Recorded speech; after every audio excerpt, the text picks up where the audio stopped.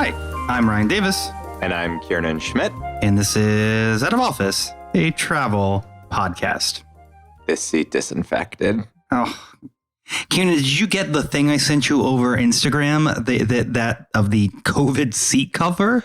Yeah. So this is a new product on the market. Why don't you briefly describe it? I mean, it looks just like a condom for a chair. It's basically or a regular condom for somebody with a very oddly shaped penis.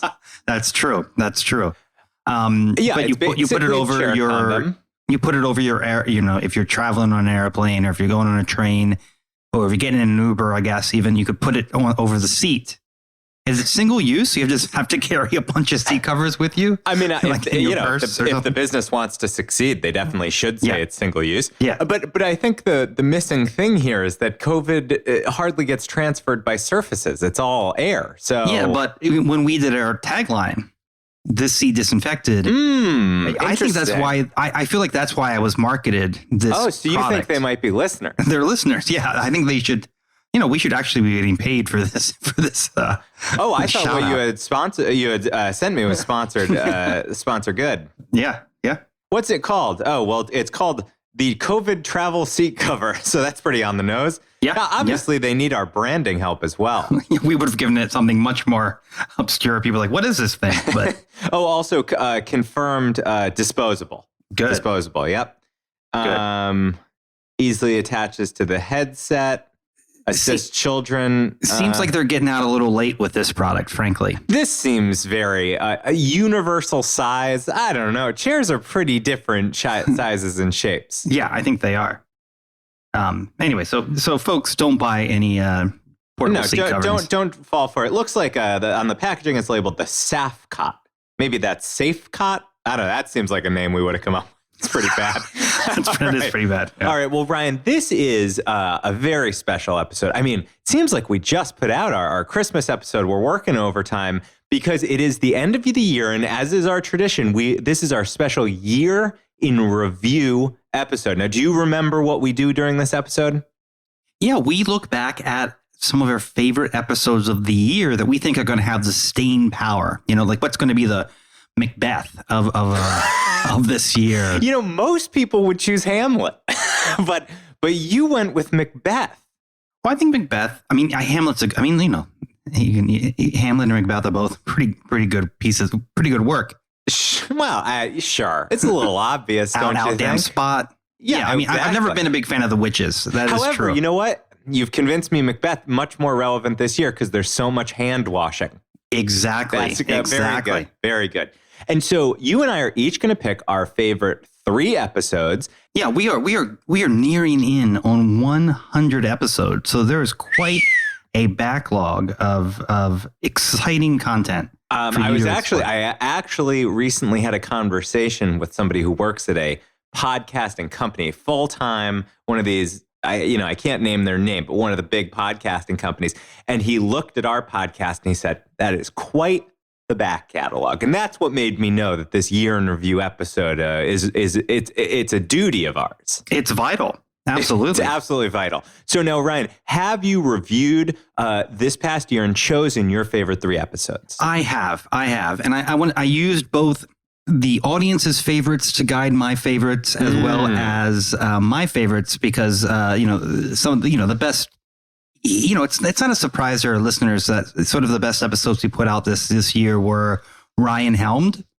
And I think it's a good time to go back and acknowledge, some of these episodes. Now, so you're telling me that you chose 3 Ryan helmed episodes is what you're saying. Oh, I assumed you were going to choose 3 Kiernan helmed episodes. I mean, that's very presumptuous, very unlike me. I'm a very humble, giving person. I'm only 3 things: an honest man of the people, salt of the earth.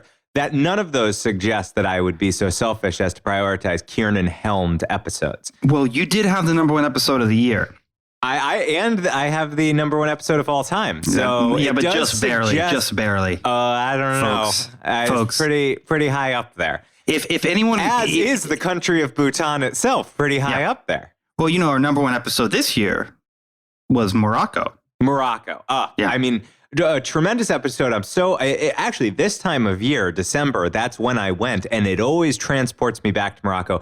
Well, taking a early December vacation is a great idea because you get the vacation at the beginning, then maybe a couple weeks of work or school, and then you get to have the closeout of the year, the holiday vacation. And it makes it seem like the month just flies by. Yeah, as opposed to this month where, we've basically been in lockdown in New York, and I've ordered a lot of takeout.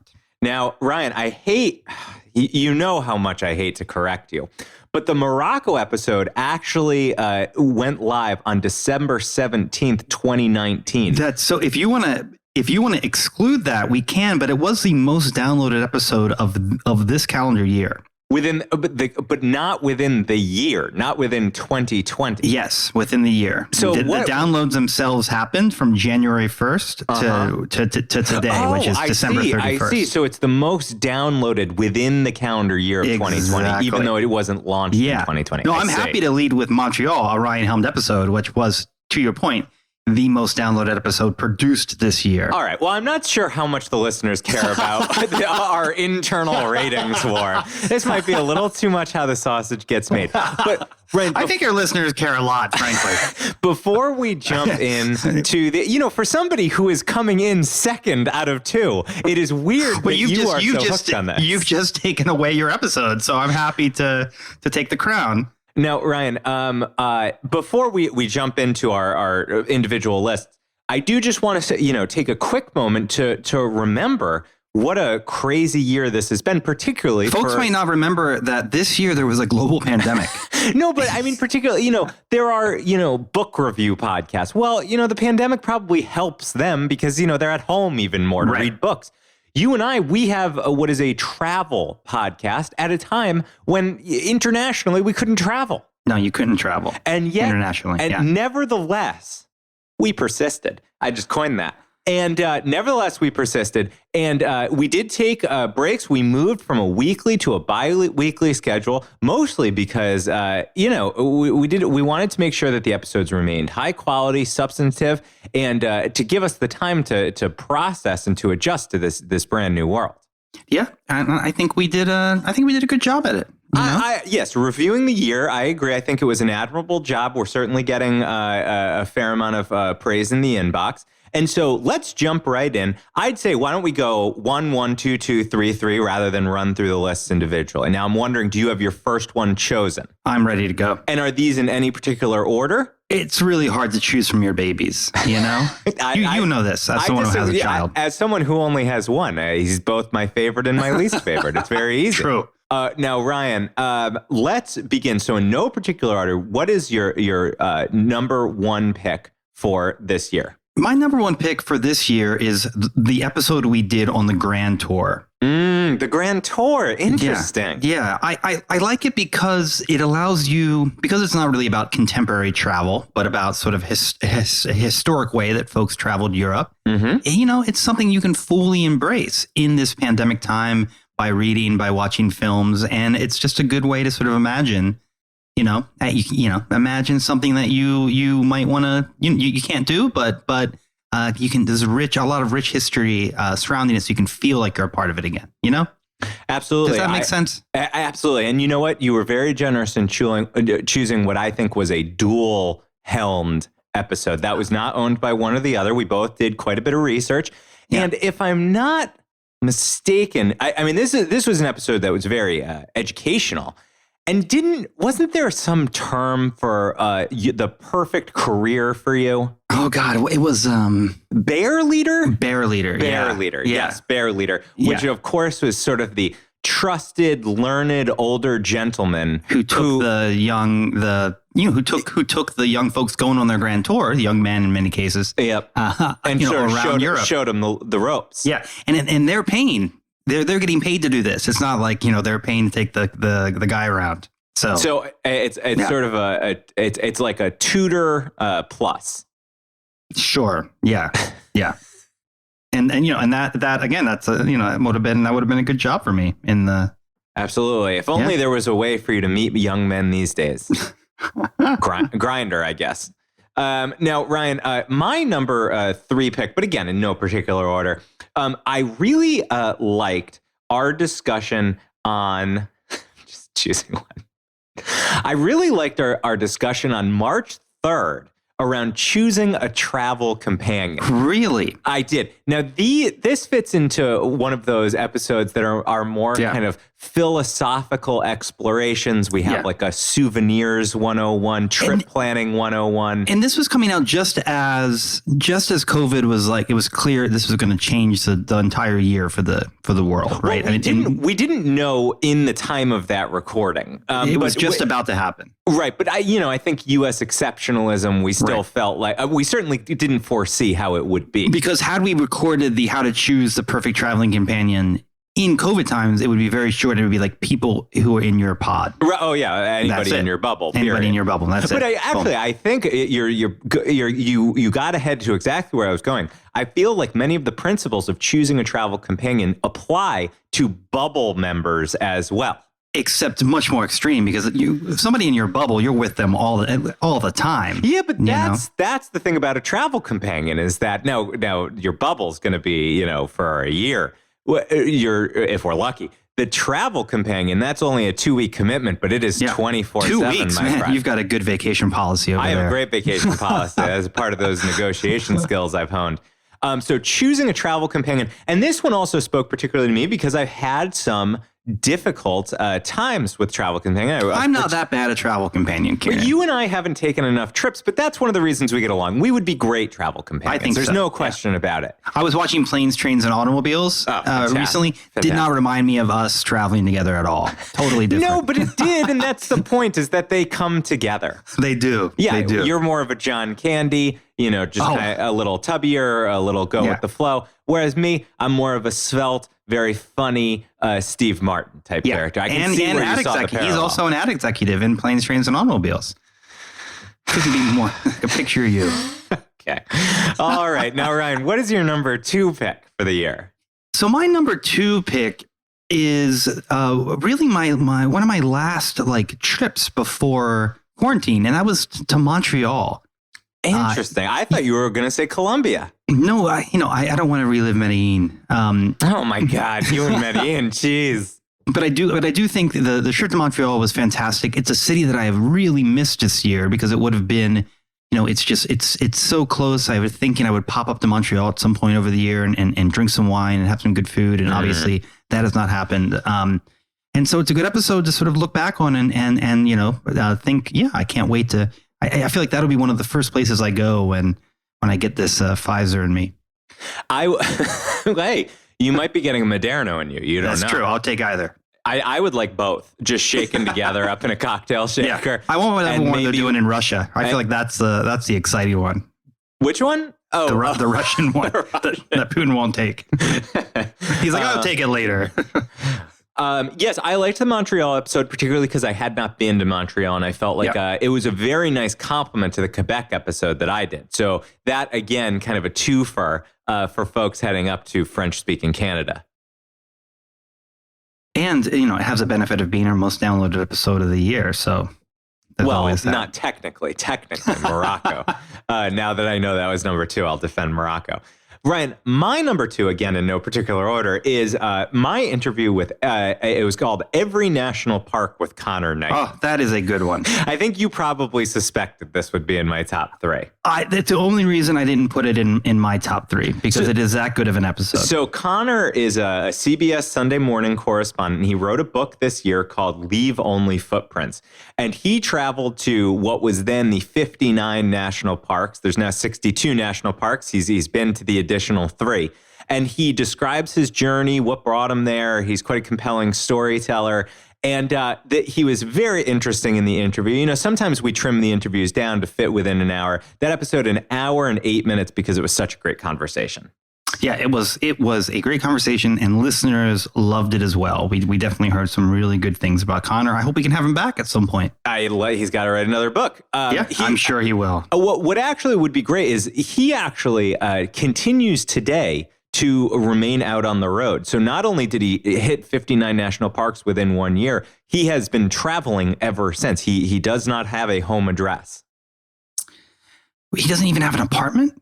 He does not even have an apartment. He's constantly traveling. He shoots stories for CBS Sunday Morning. I mean, when we started this podcast on the very first episode, we said that this podcast was not about people who are always traveling, but about people who are out of office, taking a trip. Interesting. Remember? So Connor, we should probably not have him back on. But yeah, okay. Connor Knighton is blacklisted from the podcast. But I will also plug, if you're looking for a travel book to help you mentally escape and particularly as the pandemic hopefully winds down, I think Leave Only Footprints a fine choice.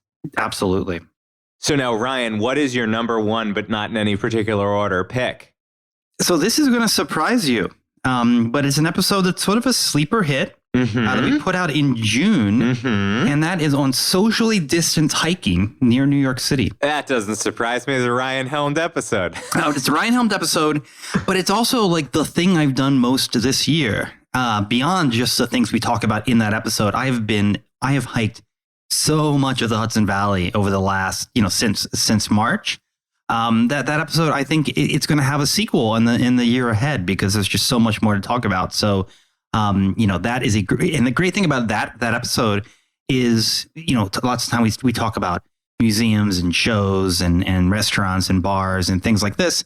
None of these hiking things are ever going to close down. So, that episode is as evergreen now as it will be. Presuming New York State can meet its budgetary, can fund their state parks.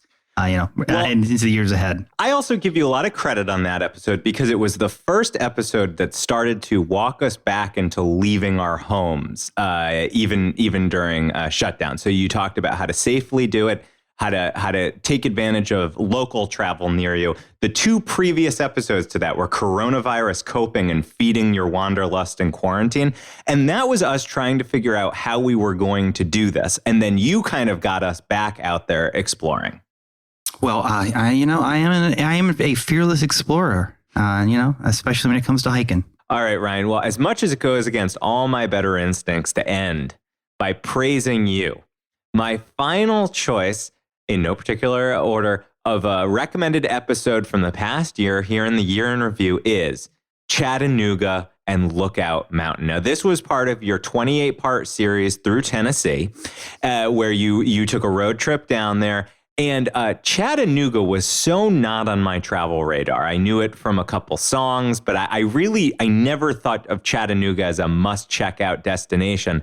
And you persuaded me through that episode that it is the find of Tennessee. Yeah, I had such a good time in Chattanooga, both, with city things to do, like restaurants and things to do in the city, and then just the outdoors with Lookout Mountain. Such a fun town, so beautiful, cool people. I cannot wait to go back in normal times and, really explore the city, post shutdown. Well, there you have it. Those are our recommended episodes from 2020. Now, Ryan, I'm just wondering, do you have any thoughts about what you hope we can cover in the year ahead? I'm looking forward to doing some really interesting interviews this year, pulling in, more folks to share their travel experiences, maybe some folks you wouldn't think of necessarily as travelers, but who, travel is a big part of their lives. And I think doing some more guides to places that, hopefully, knock on wood, we're going to get to visit this year. Really exciting. And I think, doing more of a deep dive in how will COVID in this pandemic sort of change the way that we travel forever. I mean, there are things that have happened that will not go back. There will be no quote unquote normal. It's a different world now. So, looking at what that'll be like. How about you, Kieran? What do you want to cover this year? Listen, I would love to get some of our past guests on to reflect about how their travels have changed throughout the pandemic. But I am hoping to really dig in on one of your points that we can get out back on planes, at least in the latter half of the year, and really start to explore ourselves once again outside of the local context. And personally, I am knocking on wood, hoping. And this is almost like the resolution territory. If the pandemic allows, I'm hoping this year to get to Yellowstone, which I've never been to before, and was supposed to go during this pandemic and had to bump the trip. So I'm hoping in 2021 that I'll get to Yellowstone, and I would very much like to get back to London. I think that would be a great first step back into travel, go to a familiar international city somewhere that I know around. I've got favorite places. And it may even be a trip with my mother, which I think would bring a whole new context to things that we could talk about on the show. How to travel with a parent. Yeah, and as you know, I took my mother to Mexico City and Dublin. Not the same trip. Yeah, it was and weirdly, you chartered a plane for that because you can't get that. I've gotten off topic. I'm getting the funniest sales emails now for private jet companies that are trying to sell me hour-long credits or like buy your. That's amazing. Yeah, I haven't. The minimum one was $175,000, but they assure me is a good price for that many hours. Well, we're going to monetize the pod in 2021, so yeah, for sure. I should say, give me 100-hour credits. I'll give you a shout out on the old pod. See what they say.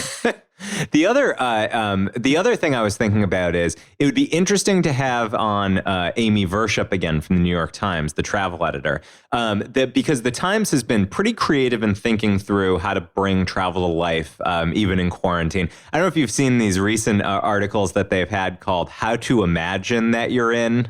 Blank. No, that doesn't seem like something I'd enjoy. It's pretty depressing. But I'm very curious to see how they're going to roll out the 52 places to travel list this year. Will they even have a list? Last year, Amy came on and talked us through how they choose and how they put together a list and then bring it to life online. I'm anxious to keep my eye out. Is the list going to come out? And if so, how have they recreated it? It's going to be like 52 essential places to imagine yourself. Yeah. How about 52 places in your house? Explore 52 corners. I don't know if my house has that many corners. And I know yours doesn't. No, it does not. I've seen them all. All right, Ryan. Well, I think that does it for our year in review. Listen, I think doing the podcast has been a very special and enjoyable thing during a dark time. I want to say thank you to you for being my co-host and my friend. I always looked forward to when I knew we had a recording session on. And I even when we got deep into the Tennessee travel guides, I was still there with you and still could find great, valuable nuggets of information. So thank you and Happy New Year. Happy New Year to you. And we will be back. We will be back on Tuesday, January 12th. So we want folks to have a safe and a happy New Year. And, we will be back and we're excited for 2021. So thank you, Keenan, for your friendship and for guiding me through this year of quarantine on the other side of that mic. And I'll see you on the other side. All right. And until then, I'm Ryan Davis. And I'm Kiernan Schmidt. And this is Out of Office, your last 2020 travel podcast. This seat taken? Any resolutions, Ryan? To sit very close to someone I shouldn't sit next to in 2021. Oh, wow.